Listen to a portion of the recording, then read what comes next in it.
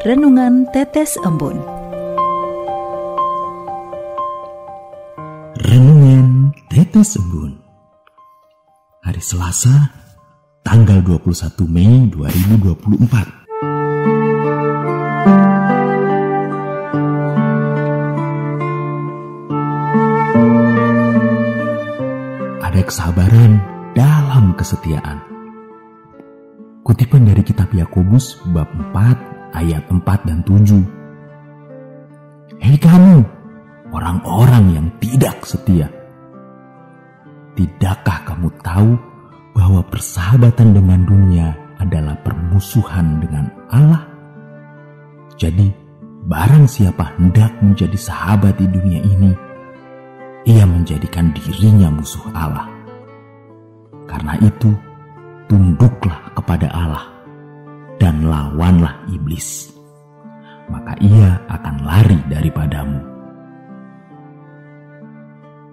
Sobat Katolikana, apa yang terjadi pada kita tergantung bagaimana kita menyikapinya.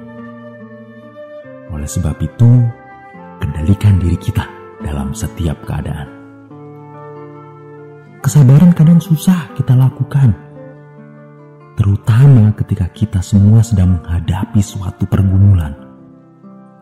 Namun, sifat sabar menjadi sangat penting untuk dimiliki dan diterapkan di dalam kehidupan sehari-hari. Dengan memiliki kesabaran, kita akan mampu mengambil suatu keputusan terbaik. Mereka yang tergesa-gesa dalam mengambil suatu keputusan biasanya lebih mudah melakukan suatu kesalahan fatal dan pasti akan menjadi penyesalan di kemudian hari. Di mana ada kesabaran, di situ juga ada kesetiaan.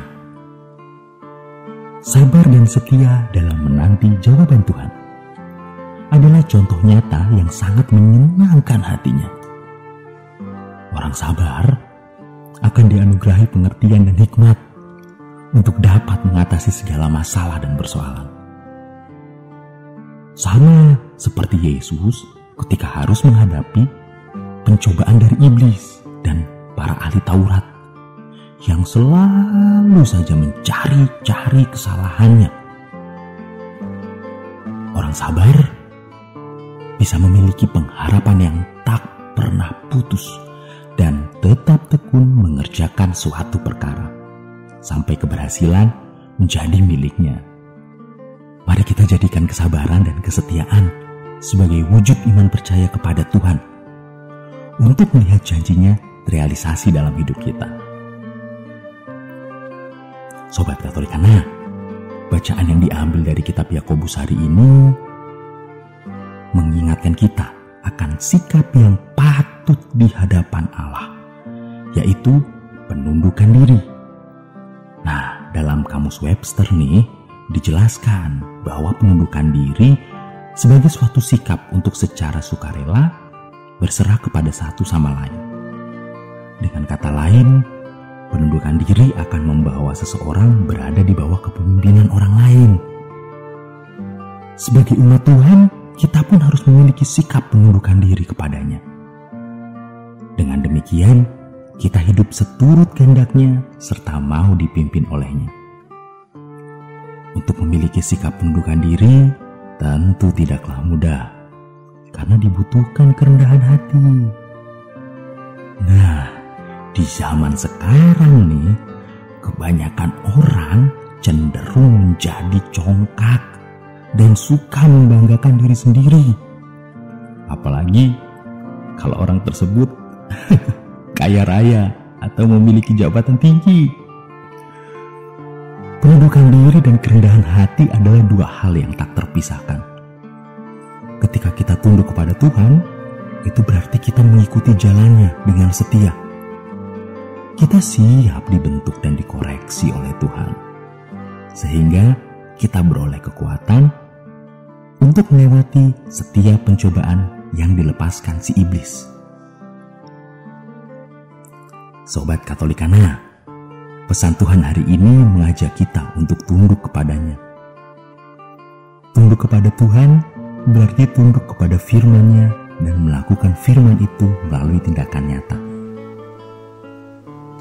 Yang menjadi pertanyaan sekarang adalah, apakah dalam kehidupan kita sehari-hari, kita selama ini kita sudah tunduk kepada Tuhan? Ingatlah, untuk menjadi tunduk kepada Tuhan memerlukan kerendahan hati dan iman serta kesabaran. Marilah kita berdoa dalam nama Bapa dan Putra dan Roh Kudus. Amin. Ya Tuhan, mampukan kami agar komitmen untuk selalu tunduk kepadamu, agar kami dapat berserah diri sepenuhnya dan taat melakukan firman-Mu, sampai janji-Mu Engkau nyatakan dalam kehidupan kami. Amin. Dalam nama Bapa dan Putra dan Roh Kudus. Amin.